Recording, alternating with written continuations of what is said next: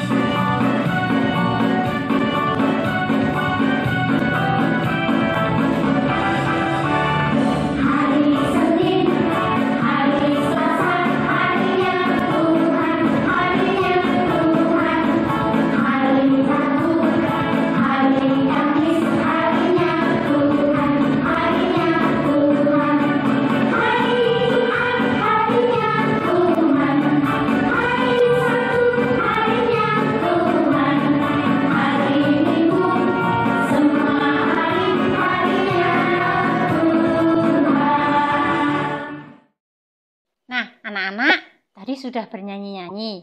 Nah, sekarang sebelum kita memulai PIA online kita duduk yang manis, kita ambil sikap doa yang baik. Kita mau berdoa bersama-sama.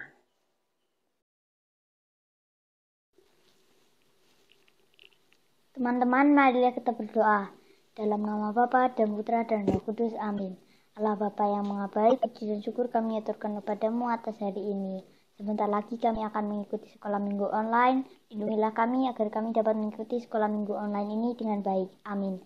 Kemuliaan kepada Bapa dan Putra dan Roh Kudus, seperti pada permulaan, sekarang, selalu, dan sepanjang segala abad. Amin. Kristus Raja, rajailah kami. Dalam nama Bapa dan Putra dan Roh Kudus. Amin. Nah, tadi kita sudah bernyanyi, sudah berdoa.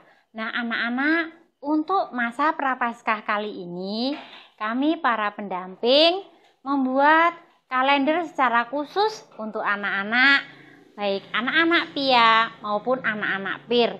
Nah, nanti anak-anak bisa meminta tolong kepada papa, mama, atau siapa saja yang bisa dimintai tolong untuk mencetak kalender tersebut. Nah, di situ nanti terdapat beberapa hal yang harus kita lakukan selama masa Prapaskah ini. Dari kemarin Rabu Abu, dimulai dari Rabu Abu, kemudian hari kedua tugasnya adalah berdoa atau membantu orang tua, kemudian hari Jumat ini ada jalan salib, hari Minggu ada PIA online, dan seterusnya. Jadi nanti bisa minta tolong orang tua kalian untuk bisa mencetak kalender tersebut. Jadi kita akan belajar selama masa Prapaskah ini, kita semakin mencintai Yesus dengan belajar tentang pengelolaan sampah. Nah, anak-anak, setelah ini kita akan mendengarkan renungan Prapaskah yang pertama. Silakan anak-anak mendengarkan. Anak-anak semuanya, masih sehat ya? Tetap semangat ya mengikuti sekolah minggu online di rumah. Ya, sekarang sudah siap untuk mendengarkan firman Tuhan bersama Tias? Ya, siapkan hati, siapkan sikapnya, duduk dengan baik. Oke, ya. Anak-anak, kita telah memasuki masa Prapaskah. Ya, masa Prapaskah diawali Rabu Abu sampai nanti Jumat Agung. Ya, Rabu Abu, siapa yang kemarin Rabu sudah ditandai di dahi oleh bapak ibunya? Sudah ya? Iya. Kalau anak-anak ditandai di dahi oleh bapak ibunya, bagi bapak ibu yang di gereja, penandaannya berbeda dari biasanya, yaitu dengan ditandai di kepala, ditaburkan di kepala, ya, berbeda dengan biasanya. Nah, anak-anak, dalam masa Prapaskah, umat Katolik kita semua menjalankan puasa dan pantang. Ya, Rabu kemarin Bapak Ibu yang atau kakak-kakak kita yang sudah berusia 18 tahun sudah berpuasa. Ya, untuk yang pantang itu usianya 14 tahun. Tetapi anak-anak walaupun masih kecil sudah bisa latihan ya, belajar untuk berpantang ya. Nah, seperti pada bacaan Injil hari ini yang diambil dari Injil Markus bab 1 ayat 12 sampai 15. Kita dengarkan ya. Tuhan Yesus dibawa oleh Roh ke padang gurun untuk dicobai iblis.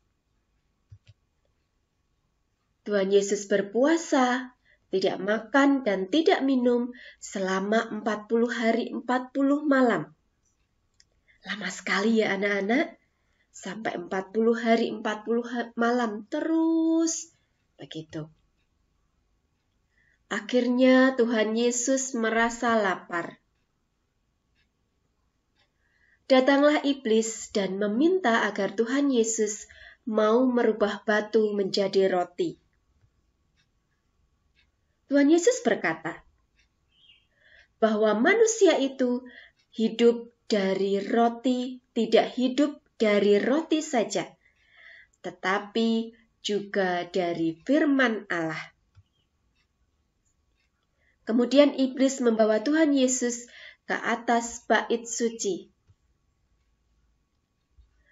Iblis meminta agar Tuhan Yesus mau jatuh ke bawah karena nanti akan ditolong para malaikat di bawah.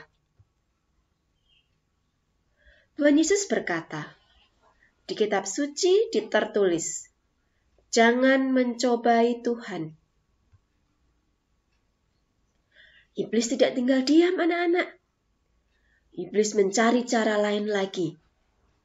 Iblis membawa Tuhan Yesus ke gunung yang tinggi, lalu menunjukkan kemegahan kerajaan dunia. Iblis akan memberikan kerajaan dunia, tetapi dengan satu syarat, yaitu iblis meminta agar Tuhan Yesus mau menyembah iblis. Tuhan Yesus berkata bahwa menurut kitab suci, iblis harus menyembah Tuhan. Akhirnya, iblis kalah dan pergi meninggalkan Tuhan Yesus. Lalu malaikat-malaikat datang untuk melayani Tuhan Yesus. Sesudah Yohanes ditangkap, datanglah Yesus ke Galilea memberitakan Injil Allah. Katanya, waktunya telah genap. Kerajaan Allah sudah dekat. Bertobatlah dan percayalah kepada Injil. Nah, anak-anak, demikian Injil bacaan hari ini. Anak-anak, kalau dari bacaan itu tadi, Tuhan Yesus sudah berpuasa, memberikan teladan, berpuasa selama 40 hari, 40 malam. Maka selama masa Prapaskah ini, kita juga diajak untuk berpuasa dan berpantang. Anak-anak bisa belajar, latihan, misalkan pantang jajan. Bisa uangnya disedekahkan, diberikan kepada yang membutuhkan uang jajannya itu. Ya. Bisa juga pantang marah-marah. Yang biasanya kalau dipanggil, "Adik, ah, mama itu." Nah, yang biasanya seperti itu ya. Nah, berlatih untuk sabar. Ya, yang biasanya kalau misalkan disuruh belajar, ini sudah saatnya belajar loh, ada tugas dari Bu Guru. Oh, tunggu dulu, mau main game dulu. Nah, itu ya. Sekarang belajar untuk tidak marah-marah ya. Misalkan pantang main game. Ya, bisa diganti dengan lebih banyak berdoa, atau lebih rajin untuk mengerjakan tugas-tugasnya, atau lebih rajin untuk membantu orang tua. Ya, bisa seperti itu. Anak-anak hebat pasti bisa. Ya. Nah, anak-anak, dalam masa prapaskah ini, kita juga bisa untuk mengikuti kegiatan-kegiatan sesuai dengan kalender PIA dan PIR yang sudah disediakan. Ya, misalkan Rabu kemarin sudah menerima Rabu Abu ya. Kemudian besok kita awali dari tanggal 22 Februari, misalkan baca kitab suci dari Injil Matius bab 16 ayat 13 sampai 19. Kemudian tanggal 23 Februari hari Selasanya, anak-anak bisa menggunakan aksi nyatanya dengan cuci piring sendiri setelah makan dan seterusnya. Nah, kalender Prapaskah ini bisa memudahkan anak-anak untuk semakin mendekatkan diri kepada Tuhan, untuk memperbaiki diri, untuk semakin lebih baik lagi dalam nanti menyambut Hari Raya Paskah nanti di bulan April ya. Bisa? Semangat ya. Nah, terima kasih anak-anak yang sudah mendengarkan firman Tuhan hari ini dengan baik, dengan seksama, dan bisa melaksanakannya dengan baik di rumah. Tetap semangat, jaga kesehatan selalu ya anak-anak.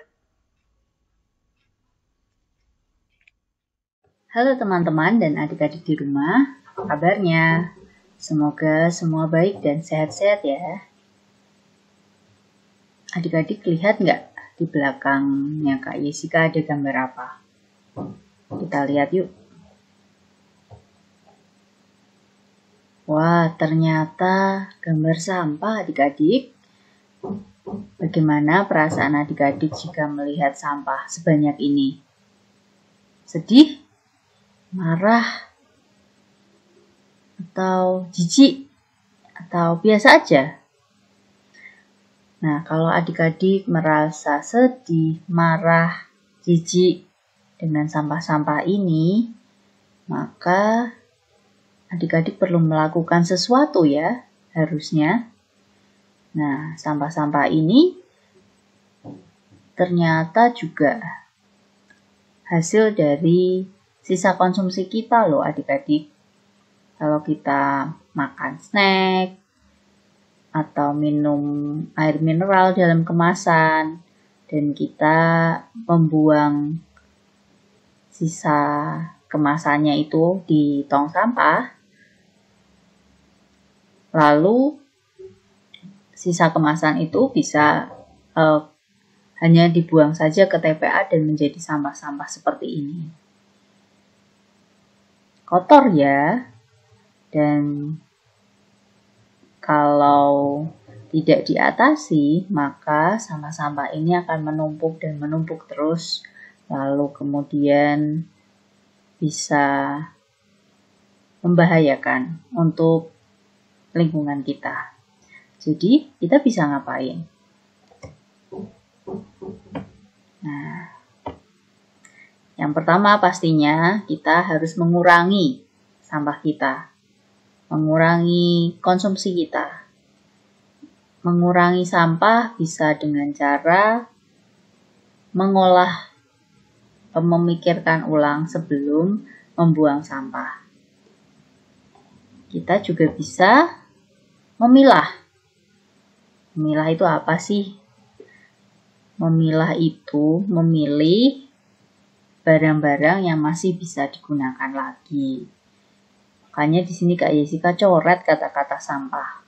Karena ternyata sisa konsumsi kita itu beberapa masih sangat bermanfaat, berguna untuk kita dan orang lain. Apa saja ya gunanya? Yang pertama, kalau ibu memasak di rumah lalu ada potongan-potongan sayur yang tidak bisa dimasak, atau kulit buah yang kita tidak mungkin makan, atau kulit telur. Nah, itu sisa-sisa organik itu bisa kita gunakan sebagai kompos. Apa itu kompos? Kompos itu pupuk yang membuat tanaman kita menjadi subur. Nah, caranya sangat mudah adik-adik. Kita hanya perlu mengumpulkan sisa organik ini dan memendamnya di tanah. Itu cara yang paling mudah.